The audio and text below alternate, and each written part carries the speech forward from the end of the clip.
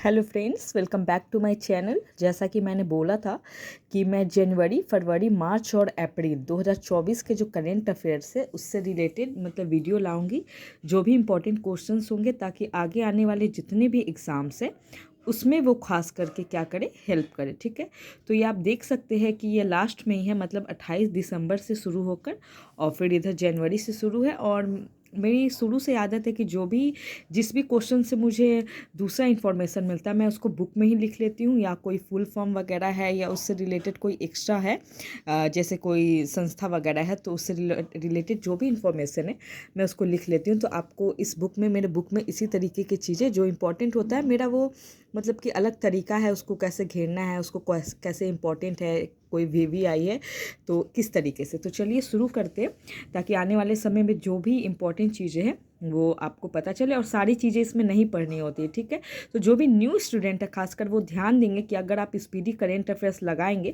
खासकर जितने पीछे के पोर्शन है जो मंथ वाइज दिए हुए, आगे के नहीं, आगे के तो मैंने बहुत सारे जो चीज़ें हैं उसको मैंने ख़त्म किया है। ठीक है, तो मैं कोशिश करूँगी कि उसको कंटिन्यू करूँ, और चलिए तो आगे देखते हैं किस तरीके से इसको करना है।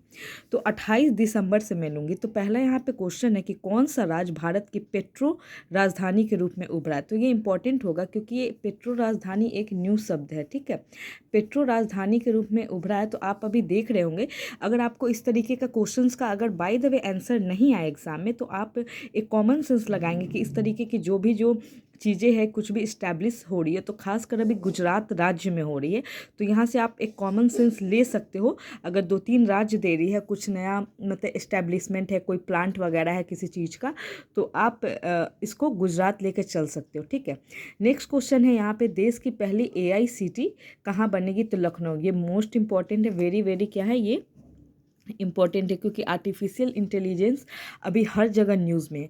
अभी AI से रिलेटेड आपने डीप फेक के बारे में सुना होगा कि किस तरीके से दूसरे लोगों की जो आवाज़ है और फेस को क्या करते हैं, इलीगल तरीके से यूज़ करके और किसी के छवि को ख़राब करने की कोशिश की जा रही है। जैसे बीच में मैं सब चीज़ को मैं रिलेट कर देती हूँ, जैसे जो अभिनेत्री है रश्मिका मंदाना, उनके चेहरे को लेके किस तरीके से इसका गलत इस्तेमाल किया गया, तो सरकार इस पे बहुत तरीके के जो रूल्स एंड रेगुलेशन है वो ला रही। ठीक है, नेक्स्ट है, किस देश ने चंद्रमा लैंडर ले जाने वाले HIIA रॉकेट को सफलतापूर्वक प्रक्षेपित किया। तो जापान। ये आप याद रखेंगे क्योंकि अभी साइंस एंड टेक्नोलॉजी से, और दूसरा आपको इन्वायरमेंट एंड इकोलॉजी, ये दोनों जो सब्जेक्ट है वो हर एग्जाम का बहुत ही फेवरेट सब्जेक्ट होता जा रहा है, तो ये आप याद रखेंगे। ठीक है, नेक्स्ट है मिस महाराष्ट्र 2023 का खिताब केतकी राव। तो ये आप याद रख सकते हैं, ऐसे जरूरी नहीं है बट पूछ सकता है मिस महाराष्ट्र। ठीक है, नेक्स्ट है कि दिव्य कला मेला 2023, तो सूरत। ये आप याद रखेंगे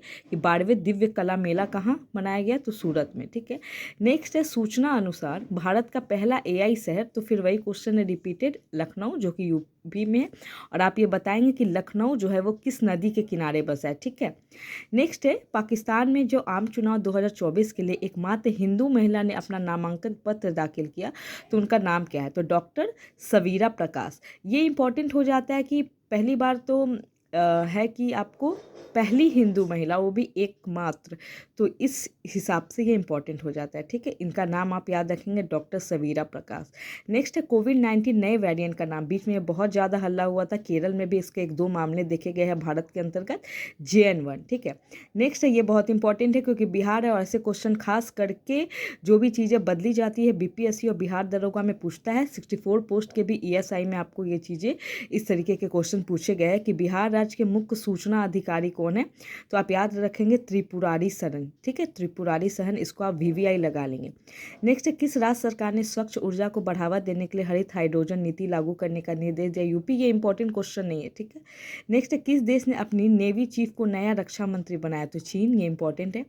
नेक्स्ट है, अभय हस्तम कार्यक्रम। तो ये सब आप याद रख सकते हैं, कभी कभी कोई कार्यक्रम किसी भी राज्य से पूछ देता है। नेक्स्ट ये इंपॉर्टेंट होगा कि मेंगजियांग नामक अत्याधुनिक महासागर ड्रिलिंग जहाज का अनावरण किया गया, तो चीन में। ठीक है, तो ये चीज़ को आप याद रखेंगे।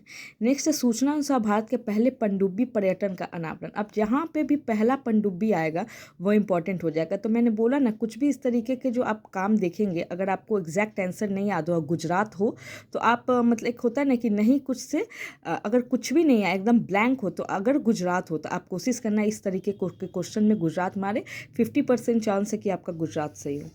नेक्स्ट है आपको इसरो ने अगले 5 वर्षों में कितने जियो इंटेलिजेंस उपग्रह लॉन्च करने की घोषणा की। 50, ये भी उतने इंपॉर्टेंट नहीं है।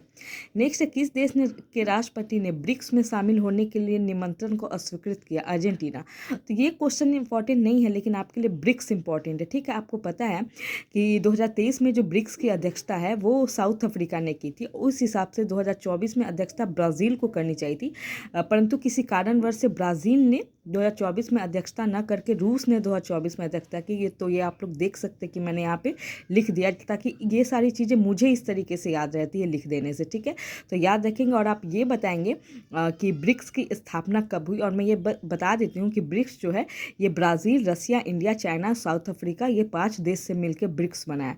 ठीक है, नेक्स्ट है होमगार्ड अग्निशमक सेवा और नागरिक सुरक्षा के महानिदेशक तो विवेक श्रीवास्तव। ये भी इंपॉर्टेंट है, याद रखें।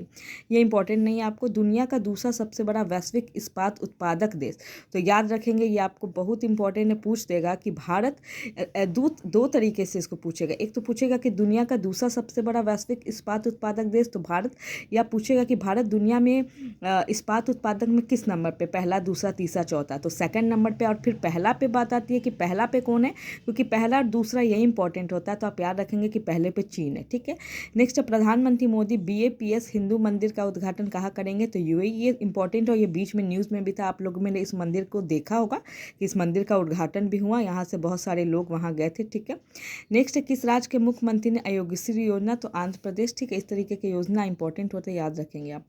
नेक्स्ट है कि कौन सी पृथ्वी के करीब आने वाले क्षुद्र ग्रह एपोफिस का अध्ययन करेगा, तो नासा। तो ये क्वेश्चन ऐसे आपको नहीं पूछेगा, ये क्वेश्चन सीधे पूछेगा कि एपोफिस क्या है, क्षुद्र ग्रह है, कोई ग्रह है, मतलब कि कुछ भी इस तरीके की चीज़ें दे के पूछ देगा कि बताइए आप कहाँ है।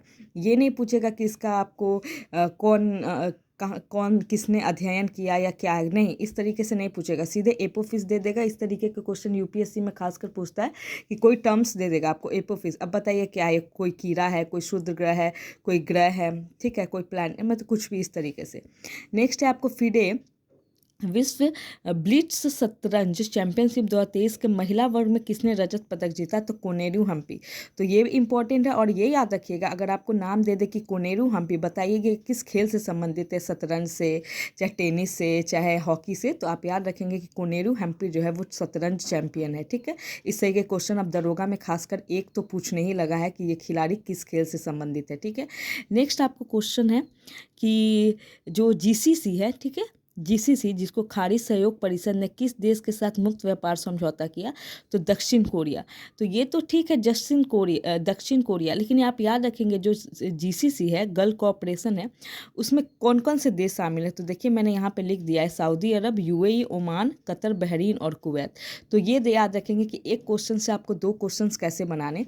तो अभी आपने देखा कि मैंने 28 दिसंबर से लेके 31 दिसंबर तक का ख़त्म किया। ये इसलिए किया क्योंकि यहाँ से फिर आपको जनवरी स्टार्ट है, और ये इंपॉर्टेंट है। ठीक है, बहुत इंपॉर्टेंट है, और खासकर अब जो ट्रेंड चल गया है, जो भी एग्ज़ाम हो आप उसमें, जैसे कि अगर मान लो मई में एग्ज़ाम हो तो आप उससे कम से कम 6 to 7 मंथ पीछे का ही करंट अफेयर्स पढ़े।